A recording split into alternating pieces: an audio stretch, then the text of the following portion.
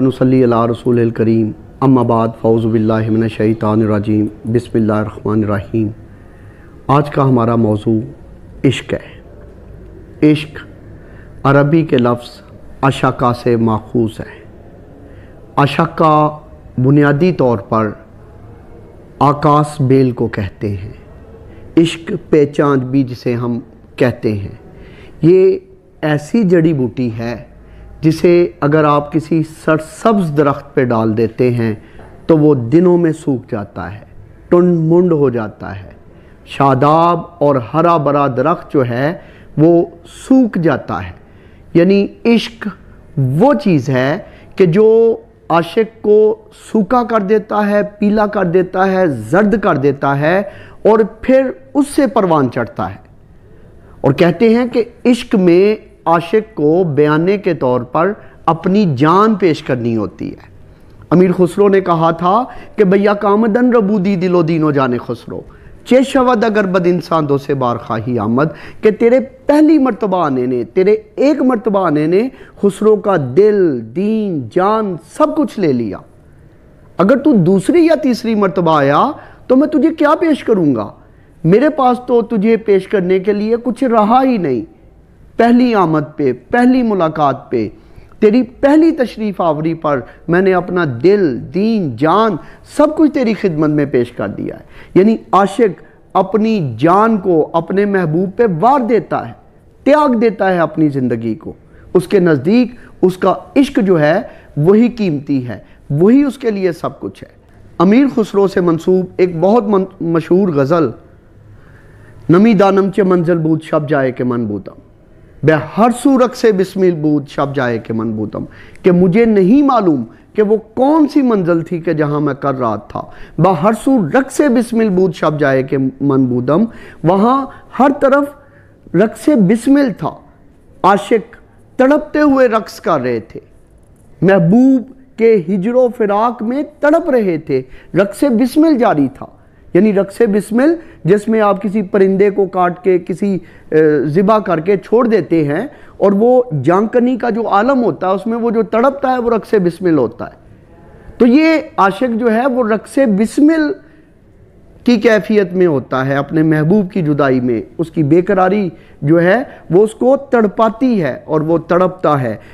और रकीबा गूशबार आवाज़ो ऊदर नाजो मन तरसां, सुखन गुफ्तन चे मुश्किल बूद शब जाए के मन बूदम। रकीबों की आवाज़, कान जो आवाज़ों पे लगे हुए थे और महबूब जो था वो नाज में था और मैं डर रहा था कि महबूब के हुजूर में कोई बात करना किस कदर मुश्किल है। परी पैकर निगारे सर्व कदे लाला रुखसारे, ये महबूब का सरापा है जो परी पैकर है, जिसका कद जो है निगारे सर्व कदे, सर्व जैसा जिसका कद है। सरापा फतेह दिलबूद शब जाए के मन बूदम, यानी उसका जो सरापा है वो दिल के लिए आफत है, वो दिल को खींच के लेके जा रहा है जिस जगह पे मकर्रात महबूब को देख रहा है। ये खुसरो की बातें हैं।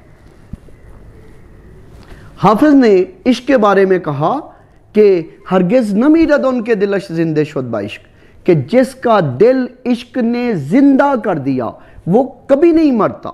सब तस्त बर जरीदा आलम दवा में माँ, दुनिया के इस जरीदे पर हमारा असबात हमेशा हमेशा के लिए लिखा जा चुका है। बुल्ले शाह ने कहा कि अर्श फरिश्ते पई दुहाई मक्के मच गया शोर, बुल्ले शाह असम मरना नाही गोर पे आ कोई हो, कि वो जो मौत से पहले अपने आप को मार लेता है वो उसके लिए हमेशा की ज़िंदगी लिखी जाती है। मूतू कबलन तमूतू, मौत से पहले मर जाओ, यानी अपनी ख्वाहिशों को ख़त्म कर दो। और ये इश्क हकीकी की तरफ लेके जाता है। मशहूर हदीस कुदसी जिसका हम पढ़ते हैं कि ऐ इब्ने आदम, एक तेरी चाहत है, एक मेरी चाहत है। उसमें अगर हम देखें तो अगर तू वो चाहेगा जो तेरी चाहत है तो मैं तुझे उससे दूर कर दूंगा जो तेरी चाहत है, और अगर तू वो करे जो मेरी चाहत है, यानी अपनी चाहत को अल्लाह की चाहत में अगर सरेंडर कर देगा तो फिर मैं तुझे वो भी दे दूंगा जो तेरी चाहत है। फिर इनाम के तौर पर वो सब कुछ मिल जाता है। इश्क के बारे में हाफिज ने ही कहा था कि नबूद नक्शे दो आलम के रंगे उल्फत बूद, ज़माने तरह मोहब्बत ना इन ज़मान अंदाख, कि दुनिया में अभी मोहब्बत का नक्श मौजूद नहीं था तो मोहब्बत का रंग मौजूद था।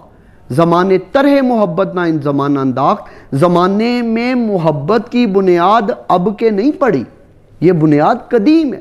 دیکھیے دو چیزیں ہوتی ہیں، آپ جب کوئی تصویر بناتے ہیں تو اس میں دو بنیادی عناصر ہوتے ہیں، ان میں سے پہلا عنصر جو ہے وہ نقش ہوتا ہے، دوسرا رنگ ہوتا ہے۔ نقش رنگ سے زیادہ اہم ہے۔ اگر آپ بلیک اینڈ وائٹ تصویر کو بھی دیکھتے ہیں تو آپ پہچان لیتے ہیں کہ یہ قائد اعظم محمد علی جناح ہیں، یہ علامہ محمد اقبال ہے۔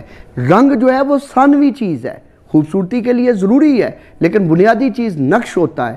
لیکن حافظ کہتے ہیں یہ دنیا ایک نقش کی مانند ہے اور محبت اس میں رنگ کی طرح ہے، اور حیرت کی بات ہے کہ رنگ نقش سے پہلے موجود تھا، یعنی آدم علیہ السلام اس زمانے میں اس کائنات میں نقش کی مانند ہیں، اور رسالت مآب صلی اللہ تعالیٰ علیہ وسلم کی ذات گرامی جو ہے وہ رنگ کی طرح ہے۔ جب آدم کو اس کائنات میں تخلیق کیا گیا تو اس سے پہلے مقصود کائنات صلی اللہ تعالیٰ علیہ وسلم اس کائنات میں محبوب خدا کے طور پہ موجود تھے۔ رومی نے عشق کے بارے میں کہا کہ شاد باشئی عشق خوش سودائے ماں، کہ اے ہمارے اچھے جنون والے عشق تو ہمیشہ خوش رہ، ہمیشہ سلامت رہ، اے طبیب جملے علت ہائے ماں، اے کہ تو ہماری تمام بیماریوں کا طبیب تو ہے، یعنی تو ہی اس کی بیماری کی وجہ اور تو ہی اس کا علاج ہے۔ اے دوائے نخوت و ناموس ماں، اے عشق تو ہمارے غرور و تکبر اور عزت و ناموس کی دوا تو ہے۔ اے تو افلاطون و جالینوس ماں، تو ہی ہمارے لیے افلاطون ہے، تو ہی ہمارے لیے حکیم جالینوس ہے۔ اور کہتے ہیں کہ جسم خاک از عشق بر افلاک شد، یہ خاکی جسم عشق کی بدولت افلاک پر چلا گیا، آسمانوں پر چلا گیا۔ معراج رسالت مآب صلی اللہ تعالیٰ علیہ وسلم کی طرف اشارہ ہے۔ کوہ در رقص آمد و چالاک شد، پہاڑ وجد میں آ گیا، اس عشق کی وجہ سے وجد میں آ گیا اور متحرک ہو گیا، حرکت کرنے لگا۔ اقبال نے جب عشق کا بیان کیا تو اسرار خودی میں اقبال کہتے ہیں، رسالت مآب صلی اللہ تعالیٰ علیہ وسلم کے عشق کے بارے میں اقبال نے ایک مشہور واقعہ لکھا ہے کہ مسجد نبوی شریف میں کھجور کے تنے کا ایک ستون تھا جس سے رسالت مآب صلی اللہ تعالیٰ علیہ وسلم ٹیک لگا کر خطبہ دیا کرتے تھے۔ صحابہ کرام نے جب مسجد نبوی میں ممبر بنایا تو رسالت مآب صلی اللہ تعالیٰ علیہ وسلم خطبہ دینے کے لیے اس ممبر پر تشریف لے گئے۔ کسی کے رونے کی آوازیں آنے لگیں، صحابہ نے ادھر ادھر دیکھا لیکن کوئی شخص روتا ہوا نظر نہ آیا، تو رسالت مآب صلی اللہ تعالیٰ علیہ وسلم اس ستون حنانہ کے پاس تشریف لے گئے جو رو رہا تھا، وجہ پوچھی تو کہنے لگا کہ آپ میرے ساتھ ٹیک لگاتے تھے اور میں آپ کی رفاقت کا شرف حاصل کرتا تھا، اب مجھے اس سے محروم کر دیا گیا ہے۔ اقبال نے اس واقعے کو یوں کہا کہ منچ گویم در تولا عشق چیز، میں کیا بتاؤں کہ ان کی محبت کیا چیز ہے، رسالت مآب صلی اللہ تعالیٰ علیہ وسلم کی محبت کیا چیز ہے۔ خشک چوبے در فراق او گریز، وہ کہتے ہیں کہ ان کے ہجر و فراق میں تو خشک لکڑی رونے لگ گئی، ستون حنانہ رونے لگ گیا۔